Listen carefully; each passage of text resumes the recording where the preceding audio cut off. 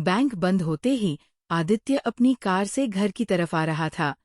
घर की 23 किमी की दूरी भी दिल्ली के भारी ट्रैफिक के कारण 100 किमी से कम नहीं लग रही थी। गाड़ियों की लंबी कतार के बीच आदित्य की कार रेंगते हुई सी चल रही थी। अंधेरा बढ़ता जा रहा था।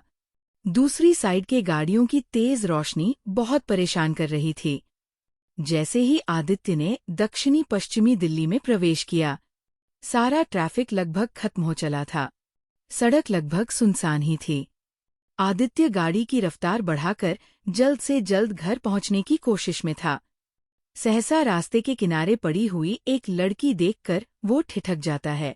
उसने तुरंत कार के ब्रेक लगाकर पार्किंग लाइट ऑन की और लड़की के पास जाता है। लड़की को सिर पर गंभीर चोट आई थी, इसलिए वो अचेत हो गई थी। हालांकि वो सड़क खाली ही रहती थी, फिर भी उसे पिछले 2 से 3 घंटे से किसी ने ना देखा हो। ऐसा तो हो ही नहीं सकता था। अभी भी जो गाड़ियां वहां से गुजर रही थी, मात्र गाड़ी का कांच नीचे करके एक पल के लिए उनकी तरफ देखकर आगे बढ़ जा रहे थे। ये इस महान घर की महान निष्ठुरता को दर्शाती कड़वी सच्चाई थी। आदित्य ने अपनी मर्यादा में रहकर उस लड़की के मोबाइल फोन या पर्स आदि की तलाशी लेनी चाहिए, ताकि उस लड़की के परिजनों को सूचित कर सकें। परंतु शायद उसे अचेत देखकर कोई चोर उसका मोबाइल और पर्स लेकर फरार हो चुका था। परेशान होकर आदित्य ने 108 नंबर पर फोन करने की कोशिश की, परंतु हर वक्त फोन एक रिंग के बाद ही कट रहा था। लड़की की हालत गंभीर होती जा रही थी, इसलिए आदित्य ने उसे उठाकर अपनी कार की पिछली सीट पर लेटाया और तेजी से नजदीकी मल्टीस्पेशलिटी अस्पताल में इमरजेंसी वार्ड में एडमिट करा दिया। अस्पताल वालों ने ही पुलिस को फोन करके इस दुर्घटना की सूचना दी। ड्यूटी डॉक्टर ने लड़की का मुआयना करने के बाद आदित्य के एक फॉर्म में दस्तखत करने और तुरंत ही 10,000 रुपये जमा करने को कहा, क्योंकि वो लड़की अचेत थी और उसका कोई परिचित भी नहीं था। इसलिए आदित्य ने मान्यता के नाते उस फॉर्म पर दस्तखत कर दिए। अपने कार्ड से 10,000 रुपये का पेमेंट भी कर दिया था। उसने सोचा कि जैसे ही उस लड़की को होश आएगा, उसके किसी परिचित का नंबर लेकर उनके सुपुर्द कर देगा और अपने दिए पैसे लेकर वापस चला जाएगा। उस लड़की की अचेत अवस्था के कारण डॉक्टर ने इलाज से पहले एक्सरे और एमआरआई आदि की जांच कराने को कहा और फिर उस लड़की का प्रारंभिक उपचार शुरू कर दिया। चोट गंभीर लग रही थी, इसलिए डॉक्टर ने ऑपरेशन करके उसे आईसीयू में रखा था। आदित्य सारी रात बेचैनी से उस अस्पताल के गलियारों में टहलता रहा, मानो उसका कोई करीबी ही अस्पताल में भर्ती हो। सुबह होने को आई थी, इसलिए आदित्य ड्यूटी डॉक्टर को अपना नंबर देकर बोला कि इस लड़की को मैंने एडमिट कराया है। इसके परिवार से कोई नहीं है यहाँ, इसलिए मैं अपना नंबर छोड़कर जा रहा हूँ। जैसे ही इस लड़की को होश आए या कोई जरूरत पड़े तो मुझे फोन कर देना। आदित्य अपने घर आकर फ्रेश होकर ऑफिस के लिए निकल गया। आदित्य अपने माँ बाप का इकलौता बेटा था। उन्होंने बहुत अच्छी शिक्षा व संस्कार दिए थे आदित्य को। वह एक नामी बैंक में ब्रांच मैनेजर पोस्ट पर कार्यरत था। माता पिता की बहुत इच्छा थी कि किसी अच्छी सुयोग्य कन्या से शादी करवाकर आदित्य की गृहस्थी बसा दें, परंतु होनी को कुछ और ही मंजूर था। 2 वर्ष पूर्व ही एक कार दुर्घटना में गंभीर रूप से घायल होने के बाद उसी अस्पताल में आदित्य के माता पिता चल बसे थे। उनके जाने के बाद आदित्य की तो जैसे दुनिया ही खत्म हो गई थी। वो एकदम टूट सा गया था। दूर के रिश्तेदारों ने कभी कभार उसको 1-2 रिश्ते सुझाए भी, परंतु आदित्य अभी तक उस सदमे से उभरकर शादी करने के मूड में नहीं था। अब इस लड़की के हादसे ने उसे फिर उन्हीं पुरानी यादों में ला दिया था। वही अस्पताल के चक्कर, वही एमआरआई, सिटी स्कैन, दवाइयों की ममारी, ब्लड बैंक, पैथोलॉजी के चक्कर, अंत में पहले पिताजी का और दूसरे ही दिन माँ का दम तोड़ना। आदित्य के सामने सारा घटनाक्रम फिल्म की तरह घूम रहा था। ये सब सोचते आदित्य कब अपने बैंक में पहुंच गया, उसे पता ही ना चला। ऑफिस के कामों में उलझने के बाद आदित्य उस लड़की के बारे में भूल ही चुका था कि तभी शाम 4:30 के करीब उसे हॉस्पिटल से फोन आया कि लड़की को होश आ गया है, आप आकर डॉक्टर से बात कर लीजिए। आदित्य इस खबर से ऐसे खुश हुआ जैसे कि ये उसके किसी रिश्तेदार की खैरियत की खबर हो। आदित्य बार बार घड़ी देख रहा था कि कब 6 बजे और कब वो अस्पताल के लिए निकले। अमूमन आदित्य शाम 6 बजे बैंक बंद होने के टाइम के 1 घंटे बाद तक स्टाफ के साथ काम में लगा रहता था। महीने की क्लोजिंग के समय तो रात के 10 भी बज जाते थे। पर आज जैसे ही 6 बजे आदित्य ने अपने असिस्टेंट मैनेजर अनुराग से कहा कि वह किसी जरूरी काम से जा रहा है, काम खत्म होते ही ऑफिस क्लोज करवा देना। आदित्य उसी रेंगते ट्रैफिक में अपनी अधिकतम संभव रफ्तार से अस्पताल की ओर जा रहा था, परंतु उसके विचारों की रफ्तार उससे भी अधिक तेज थी। कौन होगी वह लड़की? क्या हुआ था उसे? एक्सीडेंट कैसे हुआ? उसके कोई रिश्तेदार हैं या वह भी मेरी तरह अकेली है? कहीं शादीशुदा तो नहीं है? अनेकों सवाल आदित्य के दिमाग में तैर रहे थे। विचारों की उधेड़बन के बीच आदित्य अस्पताल पहुंच गया। रिसेप्शन पर उस लड़की की डिटेल्स लेकर तेजी से उसके कमरे की ओर बढ़ा। अब तक उस लड़की को आईसीयू से निकालकर प्राइवेट रूम में शिफ्ट कर दिया गया था। आदित्य ने उस प्राइवेट रूम के दरवाजे के शीशे से ही उस लड़की की तरफ देखा। वह लड़की अस्पताल की नीली ड्रेस में भी किसी अप्सरा से कम सुंदर नहीं दिख रही थी। गहरी काली आंखें, मोम सा सफेद रंग, तराशी हुई सी शारीरिक संरचना। आदित्य ने शायद इससे खूबसूरत लड़की अपनी जिंदगी में नहीं देखी थी। जैसे ही आदित्य उस रूम के अंदर पहुंचा, वहां खड़ी नर्स ने उस लड़की को आदित्य का परिचय देते हुए कहा, यही वो सज्जन है जिन्होंने आपको यहाँ पर एडमिट कराया और आपका इलाज करवाया है। आदित्य ने मुस्कुराते हुए जैसे ही उस लड़की की तरफ देखा, वो लड़की अचानक आदित्य को देखकर बोली, विशाल, कहाँ चले गए थे तुम? अपनी मधु को छोड़कर वादा करो कि अब कभी मुझे छोड़कर नहीं जाओगे, कहकर फिर से बेहोश हो गई। नर्स तुरंत ड्यूटी डॉक्टर को बुला लाई। डॉक्टर ने उस लड़की को कुछ इंजेक्शन आदि दिए और आदित्य से बोले, it's typical case of neurological disorder. इसे ठीक होने में बहुत वक्त लग सकता है। तब तक जो भी ये कहे हमें वही मानकर चलना होगा, नहीं तो इसकी जान भी जा सकती है। आदित्य ने डॉक्टर से कहा कि वह मुझे किसी विशाल नाम से बुला रही थी और खुद को मधु। शायद विशाल इसका प्रेमी या पति होगा। ऐसे में मेरी तो परेशानी बढ़ जाएगी। डॉक्टर ने कहा, फिर तो ज्यादा अच्छा है, तुम उसके प्रेमी और हमदर्द बनकर उससे उसके बारे में ज्यादा से ज्यादा जानकारी हासिल कर सकते हो। ये हमारे इलाज के लिए बहुत मददगार होगा। आदित्य ने कहा, पर ऐसा करना उसके लिए धोखा नहीं होगा क्या? कोई कानूनी अड़चन आ गई तो मैं कहीं का नहीं रहूंगा। डॉक्टर ने उसे आश्वस्त किया। ऐसे मानसिक रोगियों के इलाज में कई बार एक ही आदमी को बहुत से किरदार अदा करने पड़ जाते हैं। तुम्हें तो सिर्फ एक ही करना है और कोई कानूनी समस्या नहीं होगी। मैं खुद इस मामले में गवाही दे सकता हूँ। और कल हम यहाँ के थाना प्रभारी से भी बात करके उसे विश्वास में ले लेंगे। मरता क्या ना करता। आदित्य उस मधु के बेहतर इलाज की खातिर विशाल का किरदार अदा करने को राजी हो गया। लगभग 3 घंटे बाद जब उस लड़की यानी मधु को होश आया, उसके होश में आते ही नर्स आदित्य को बुला लाई। आदित्य मधु के पास स्टूल पर बैठ गया। मधु, जो कि आदित्य के आने से पहले बेचैनी से यहाँ वहाँ देख रही थी, उसके आते ही निश्चिंत हो जाती है और उसका का हाथ अपने हाथ में पकड़कर गहरी नींद में सो जाती है। आदित्य के लिए तो ये स्पर्श सिरहन पैदा करने वाला था। पहली बार किसी गैर लड़की ने उसका हाथ इस तरह से पकड़ा था। मधु की गहरी नींद में सोने के बावजूद भी चेहरे पर मीठी सी मुस्कान दिख रही थी। शायद वह कोई सुखद स्वप्न देख रही थी। इस बीच उसे नींद में सोता देखकर आदित्य ने धीरे से अपना हाथ छुड़ाने की कोशिश की तो लगा कि मधु की नींद खुल रही है, इसलिए उसने यथास्थिति बरकरार रखी। तड़के सुबह तक आदित्य भी गहरी नींद में स्टूल पर बैठे बैठे ही मधु के पलंग से सिर टिका कर सो रहा था। मधु के प्यार से आदित्य के सिर पर हाथ फेरने से उसकी नींद खुली। उसके जागते ही मधु ने कहा, विशाल, हम घर कब जाएंगे? उसने कहा, एक बार डॉक्टर परमिशन दे दे तो हम घर चले जाएंगे। अच्छा सुनो, तुम्हारे इस एक्सीडेंट के बारे में इंस्पेक्टर साहब बयान लेना चाहते हैं। उन्हें कब बुला लूं? मधु ने कहा, कभी भी बुला लो, तुम बस मेरे साथ रहो। आदित्य ने मधु से कहा, मैं घर जाकर फ्रेश होकर आता हूँ, फिर डॉक्टर और इंस्पेक्टर साहब से बात करके आऊंगा। तुम अपना ध्यान रखना। मधु को आश्वस्त करके आदित्य घर आकर फ्रेश होता है और तुरंत डॉक्टर को फोन कर मधु के बारे में सब बताता है और इंस्पेक्टर से बयान लेने की बात याद दिलाता है।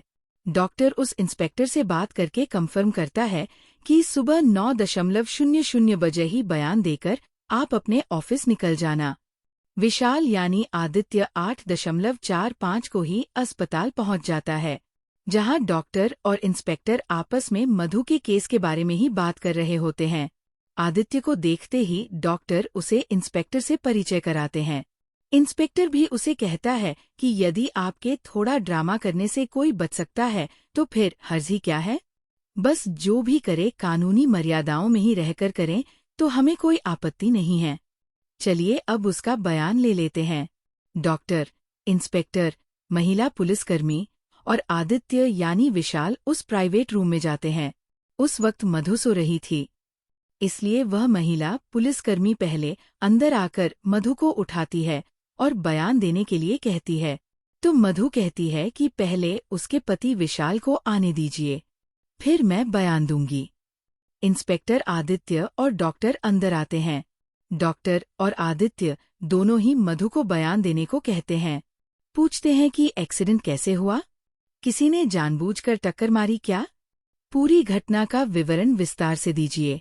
मधु ने कहा, 2 दिन पहले मैं अपने पति विशाल से किसी बात से नाराज होकर घर से निकलकर जा रही थी। तभी एक जगह पर तेजी से आती कार ने मुझे टक्कर मार दी, जिससे मैम बेहोश हो गई। जब होश आया तो मैं इस अस्पताल में थी। मेरा मोबाइल फोन, पर्स आदि शायद उसी घटनास्थल पर पड़े होंगे। इंस्पेक्टर सारा बयान नोट कर लेते हैं। इसके बाद वह मधु से उसके माता पिता और अन्य रिश्तेदारों के बारे में पूछते हैं। तो मधु कहती है कि ये सब आप विशाल से पूछ सकते हैं। वैसे भी इन सब सवालों का मेरे एक्सीडेंट से कोई संबंध भी नहीं है। इंस्पेक्टर डॉक्टर की तरफ देखता है।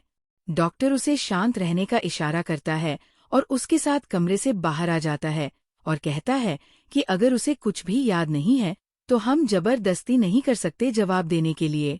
मेरे हिसाब से आदित्य के साथ रहकर उसमें सुधार होने की संभावना बहुत ज्यादा है। आप उसका आगे का बयान उसके बाद में भी ले सकते हैं। इंस्पेक्टर ने डॉक्टर से कहा कि यदि उसमें सुधार नहीं आया तो डॉक्टर ने हंसते हुए कहा, तो फिर आदित्य को ही विशाल बनाकर बिगाड़ देंगे।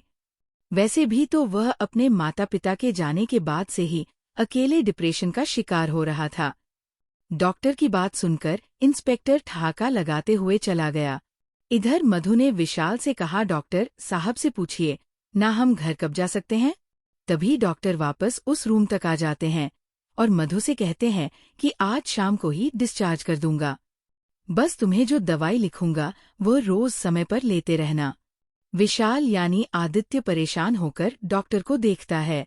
वो सोच रहा था कि इलाज के नाम पर डॉक्टर 10 से 15 दिन तो कम से कम एडमिट करके रखेगा, पर यह क्या, उसे आज ही अस्पताल से छुट्टी कर रहा है।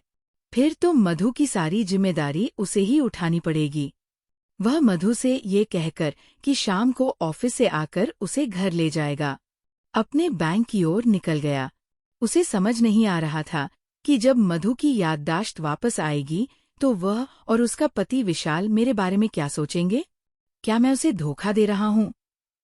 पर मैं अभी उसे सच बता भी नहीं सकता। डॉक्टर ने ही तो कहा है कि ऐसे में उसे जान का खतरा हो सकता है। ये सोचते आदित्य बैंक तक पहुंच गया। रोज की तरह ही आज भी बैंक में बहुत काम था, इसलिए आदित्य कुशलता से अपने अधीनस्थ कर्मचारियों को प्रोत्साहित करते हुए सभी काम करवा रहा था। विशेष ग्राहकों को अपने केबिन में बुलाकर चाय कॉफी की चुस्कियों के साथ उनकी समस्याओं का निवारण करने में आदित्य को महारत हासिल थी। उसका मानना था कि ग्राहक से रिलेशनशिप बनाएं तो उनका हमारे प्रति नजरिया सहयोगात्मक रहेगा। अन्यथा वह बिना फायदे के तो आपका रिश्तेदार भी आपकी कोई बात नहीं सुनेगा। कब शाम के 5:30 बज गए, आदित्य को पता ही ना चला।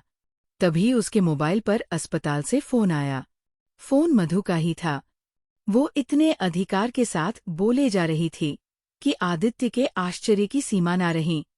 सुनो विशाल, डॉक्टर ने डिस्चार्ज पेपर्स पर साइन कर दिए हैं। फार्मेसी और पैथोलॉजी का पेमेंट करने के बाद हम घर जा सकते हैं। तुम्हें अभी कितना वक्त है आने में? आदित्य को तो ऐसा लग ही नहीं रहा था कि वह मधु से पहली बार फोन पर बात कर रहा है। उसने मधु को आश्वस्त किया कि 7:30 तक वो अस्पताल पहुंचकर उसे घर ले आएगा। आदित्य ने हड़बड़ाहट में सारे काम निपटाए और करीब 6:15 तक अपने असिस्टेंट मैनेजर को बाकी के काम की जिम्मेदारी देकर अस्पताल के लिए निकल गया। भारी ट्रैफिक से उलझते हुए आदित्य करीब 7:30 तक अस्पताल पहुंच ही गया था। अस्पताल के बकाया बिल का भुगतान कर डिस्चार्ज पेपर्स और प्रिस्क्रिप्शन लेकर आदित्य मधु के उस रूम में पहुंचा। वहां कुछ सफाई कर्मी और नर्स का स्टाफ इनाम की लालसा से आदित्य की तरफ देखे जा रहा था। आदित्य ने अपनी वॉलेट उन लोगों को थोड़ा बहुत रुपए इनाम दिए और मधु की ओर देखकर बोला, डिस्चार्ज की सभी औपचारिकताएं पूर्ण हो गई है। बस अब इस प्रिस्क्रिप्शन में लिखी दवाओं को ले लूं, फिर हम घर चलते हैं। तभी वहां मौजूद नर्स ने कहा, सर मैडम के कपड़े दे दीजिए तो मैं चेंज करा दूं। आदित्य परेशान हो गया। ये बात तो उसके दिमाग में ही नहीं आई थी। तभी मधु ने कहा, विशाल सीधा ऑफिस से यहाँ आए हैं, इसलिए मेरे कपड़े नहीं ला सके। आप मेरे वही कपड़े पहना दो जो मैं पहन कर आई थी। जब तक नर्स मधु को उसके वो रक्त रंजित कपड़े पहनाती, आदित्य फार्मेसी में जाकर डॉक्टर की लिखी दवाइयाँ और उनका बचा पेमेंट कराया। मधु को उन रक्त रंजित कपड़ों में देखकर आदित्य को अच्छा नहीं लग रहा था। आदित्य मधु के साथ घर की तरफ जा रहा था। तभी रास्ते में एक गारमेंट स्टोर देखकर उसने कार रोकी और मधु से कहा कि अपन यहाँ से आपके लिए कपड़े ले लेते हैं। इन कपड़ों में घर पहुंचोगी तो कॉलोनी के लोग क्या सोचेंगे? इसलिए आप अंदर जाकर कपड़े को पसंद कर लीजिए। मैं काउंटर पर आकर उनका पेमेंट कर दूंगा। मधु ने कहा, विशाल तुम्हारा दिमाग तो सही है ना, इन खून से सने कपड़ों में मैं वहां कैसे जाऊंगी? तुम ही जाकर अपनी पसंद के कपड़े ले आओ। मजबूरन आदित्य उस गारमेंट स्टोर में जाकर मधु के लिए कपड़े लेने गया। जिंदगी में पहली बार उसे लेडीज कपड़े खरीद रहा था, इसलिए वो बहुत ही असहज था। वह ये भी जानता था कि घर पर तो मधु के लिए कोई कपड़े होंगे नहीं, इसलिए उसके लिए जो भी लेना हो अभी ही लेना पड़ेगा। उस गारमेंट स्टोर्स में पहुंचते ही सेल्स गर्ल ने सवालों की झड़ी लगा दी। सर मैडम के लिए कैसे कपड़े चाहिए? इंडियन या वेस्टर्न? कौन सा कलर? वगैरह। आदित्य ने सेल्स गर्ल से मदद करने का आग्रह किया। उसने कहा कि मैडम का अभी एक्सीडेंट हुआ था, इसलिए वो ऊपर नहीं आ सकते। आप प्लीज मेरे साथ आकर कार में उनसे मिल लें और उनके लिए कपड़े सेलेक्ट करने में मेरी मदद करें। मुझे उनके लिए सभी कपड़े लेने हैं। वो सेल्स गर्ल अपने शॉप ओनर की अनुमति लेकर आदित्य के साथ पार्किंग में पहुंची। उस सेल्स गर्ल ने अपनी अनुभवी आंखों से मधु का निरीक्षण किया और उसे कहा कि सर आपको बहुत प्यार करते हैं, इसलिए उन्होंने मुझे ये पूछने भेजा है कि आपको किस टाइप के कपड़े पसंद है। मधु से सलाह लेकर वो सेल्स गर्ल और आदित्य गारमेंट स्टोर्स पहुंचे। उसने सभी कपड़े 5 से 6 जोड़ी में लेकर आदित्य को दे दिए। उन कपड़ों के भारी भरकम बिल का भुगतान आदित्य करके मधु के साथ अपने घर की तरफ जा रहा था। घर आने के पहले आदित्य अपनी हमेशा की दुकान से ब्रेड और अंडे लिए, फिर आगे घर की ओर बढ़ा। वह जानता था कि अभी घर में खाने को कुछ भी नहीं होगा। कम से कम ब्रेड ऑमलेट खाकर रात का गुजारा तो हो जाएगा। अपनी कॉलोनी में पहुंचने के बाद आदित्य ने उन कपड़ों के कुछ पैकेट्स मधु को इस तरह से थमाए जिससे उनकी आड़ में मधु के कपड़ों का खून ना दिखे, और बाकी के सामान की सहायता से मधु को छुपाने की कोशिश करते हुए लिफ्ट से अपने फ्लैट तक ले गया। दिल्ली की उस पॉश कॉलोनी में आदित्य का 3 BHK का अत्याधुनिक फ्लैट था। अपनी बैग से चाबी निकालकर आदित्य ने मधु को आदर से अंदर आने को कहा। वह मधु के मनोभावों को समझने की कोशिश कर रहा था।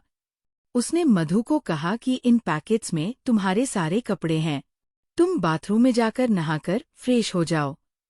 तब तक मैं भी दूसरे वॉशरूम में फ्रेश होकर चाय बनाता हूँ। आदित्य ने मधु के चेहरे से महसूस किया कि वह भी उसके घर का जायजा ले रही है। यदि वह उसकी पत्नी है तो उसे घर के सारे कमरों के बारे में पता होना चाहिए था। घर में उसके कपड़े और बाकी वस्तुएं भी होना चाहिए थी। परंतु मधु ने इस तरह का कोई प्रश्न किया ही नहीं। आदित्य के बताए बाथरूम में गीजर चालू करके नहाने चली गई। तब तक आदित्य भी दूसरे वॉशरूम में जाकर फ्रेश होकर चाय और नाश्ता बनाने में जुट गया। मधु नहाने के बाद आदित्य के पीछे किचन में आ गई।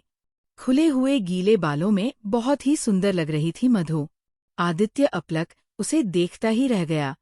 तभी मधु ने आदित्य से कहा, विशाल, मेरे क्रीम और हेयर ब्रश इत्यादि कहाँ रखे हैं? आदित्य मधु की आवाज सुनकर चकित हो गया, जैसे वह किसी सपने से जागा हो। उसने मधु को आश्वस्त किया कि मैं कल सुबह सब कुछ ले आऊंगा। मधु ने कहा, ठीक है, अब तुम ड्राइंग रूम में बैठकर टीवी लगाओ, तब तक मैं चाय और नाश्ता लेकर आती हूँ। आदित्य असहज सा ड्राइंग रूम में आकर टीवी देखने लग। 10 मिनट में मधु चाय और नमकीन की ट्रे लाकर उसके बगल में सटकर सोफे में बैठ गई। आदित्य को तो लगा कि वो सचमुच ही शादीशुदा है और मधु उसकी पत्नी। तभी उसे अपनी मर्यादा का ध्यान आया। वह टीवी का रिमोट उठाने के बहाने उठता है और फिर मधु से थोड़ी दूरी पर बैठ जाता है। मधु के हाथों की चाय पीकर वो फिर सपनों में खो चला था। काश मधु की कभी याददाश्त वापस ही ना आए, तो वह उसे अपनी पत्नी के रूप में अपने साथ हमेशा के लिए रख सकता है। तभी दूसरे पल उसे ध्यान आया कि अपने स्वार्थवश ये सब क्या सोचने लग गया। यदि मधु की याददाश्त चली गई है तो उसे उसका नाजायज फायदा नहीं उठाना चाहिए, और उसका पति विशाल कितनी बेकरारी से इसे ढूंढ रहा होगा। आदित्य ने मधु से कहा, मधु, डिनर में ब्रेड ऑमलेट बनाकर लाता हूँ। अभी तुम्हारी तबीयत खराब है और सिर का जख्म पूरी तरह से भरा नहीं है, इसलिए तुम कुछ काम मत करो। तुम्हें आराम की सख्त जरूरत है। मधु आदित्य की तरफ मौन देखती रही। आदित्य ने मधु के लिए एक बेडरूम की साफ सफाई कर उसे व्यवस्थित किया। अभी तक अकेले ही रहने के कारण आदित्य ने कभी इतनी बारीकी से अपने कमरे को भी व्यवस्थित नहीं किया होगा जितना वह अभी कर रहा था। वह कमरा व्यवस्थित करके आदित्य किचन में जाकर ब्रेड ऑमलेट बनाने लगा। मना करने पर भी मधु किचन में आ गई और किचन के सामान का निरीक्षण करने लगी। आदित्य से कागज पेन लेकर वह जरूरी किराने के सामान की लिस्ट बनाने में जुट गई। आदित्य बैचलर ही रहता था, इसलिए घर में अधिकांश जरूरी सामान का अभाव था। मधु ने बहुत बारीकी से सभी सामान जैसे जरूरी सामानों की लंबी चौड़ी लिस्ट बनाकर विशाल को दे दी। विशाल ने इतना सारा सामान पहले कभी नहीं मंगवाया था, इसलिए वो घबराकर बोला, इतना सारा सामान? इससे अच्छा है कि हम रेस्टोरेंट में जाकर खाकर आए, या बोलो तो टिफिन लगा लेते हैं। परंतु मधु के जोर देने पर उसने ऑनलाइन शॉपिंग ऐप से सभी सामानों का लिस्ट के अनुसार ऑर्डर कर दिया। करीब 8,000 रुपये से ज्यादा का सामान था। पर क्या करें, मधु को वह मना भी नहीं कर सकता था। वो मन ही मन हिसाब लगाने लगा। करीब 00 का अस्पताल का खर्च, एक 600 के कपड़े और अब 80 के किराने का सामान बहुत महंगी पड़ रही थी।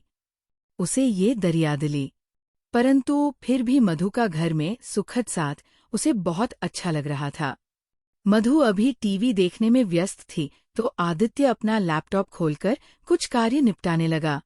हालांकि वह और मधु कोई बात नहीं कर रहे थे, फिर भी उसकी मौजूदगी से आदित्य का अकेलापन दूर हो रहा था।